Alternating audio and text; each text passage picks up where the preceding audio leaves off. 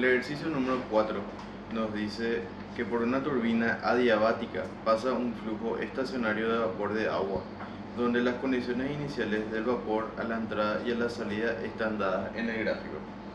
Se pide determinar el cambio de energía cinética, la potencia desarrollada por la turbina y el área de entrada de la turbina. Entonces,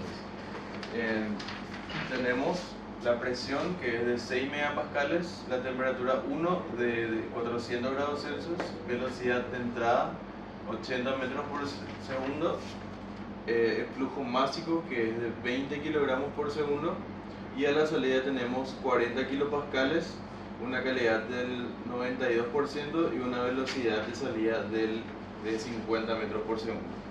Entonces, teniendo todos los datos, en el ítem A nos pide el cambio de energía cinética. Y el cambio de energía cinética está dado por la siguiente expresión, que es 1 medio por velocidad final menos velocidad inicial, cada una al cuadrado. Entonces, esto ya lo podemos determinar sin ningún tipo de inconvenientes. Todo lo tenemos como datos. Entonces, reemplazando los valores, tenemos que la variación de energía cinética por unidad de masa sería menos 1950 kilojoules por kilogramos.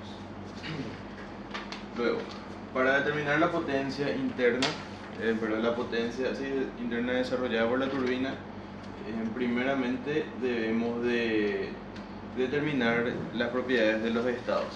Entonces, para el estado 1 teníamos una presión de 6 megapascales y una temperatura de 400. Para demostrar que ya sabemos que está en vapor saturado, sobrecalentado, pero para demostrarlo siempre debemos hacer este paso. Entonces, vamos a la tabla A4, a una temperatura de 400 grados Celsius.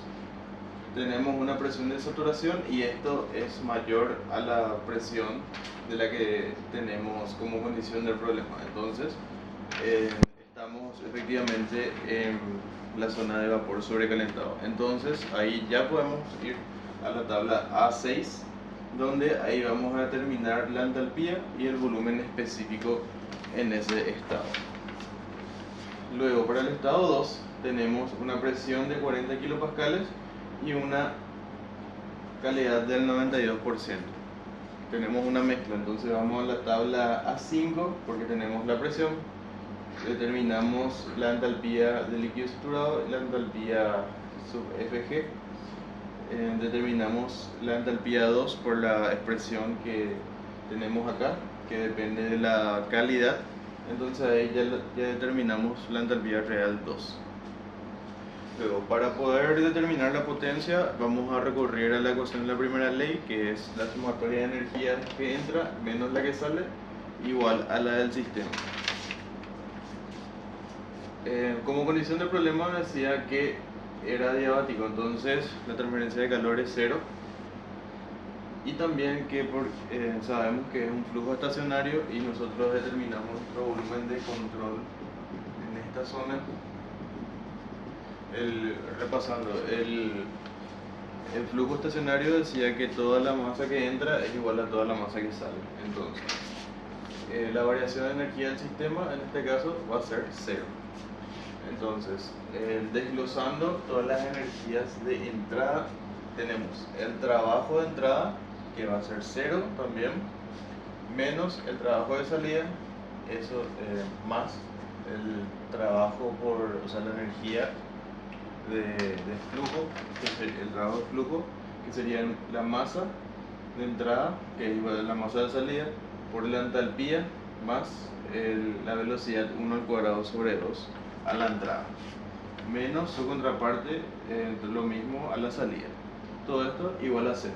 Entonces, podemos despejar y ir reacomodando, donde la potencia de salida va a ser igual, pasamos a este lado, va a ser igual al cambio de entalpía menos más el cambio de energía cinética, por así decirlo. Entonces, reordenando, tenemos la masa, el flujo másico por el centro entálpico por la variación de energía cinética. reemplazando los valores que ya lo determinamos previamente, vamos a sacar que la potencia de salida es de 14.534.040 watts.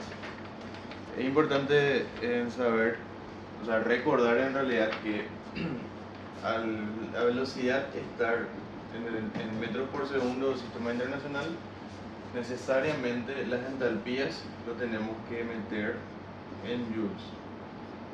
Entonces hacemos la conversión para pasar de kilojoules a joules por 1000 joules sobre 1 kilojoules. Entonces, de esa manera, ahí recién va a ser compatible nuestra ecuación.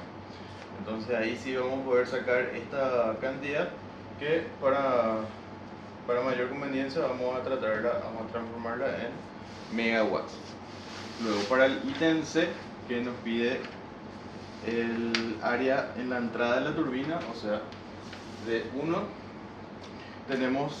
podemos recurrir a la fórmula de flujo volumétrico o caudal, que era igual al flujo másico por el volumen específico, que es igual también al área por la velocidad. Recordemos que el área debe ser perpendicular a la dirección de la velocidad. Entonces, el flujo másico ya lo tenemos, la velocidad, el volumen específico también ya lo tenemos, la velocidad ya lo tenemos, entonces despejamos el área.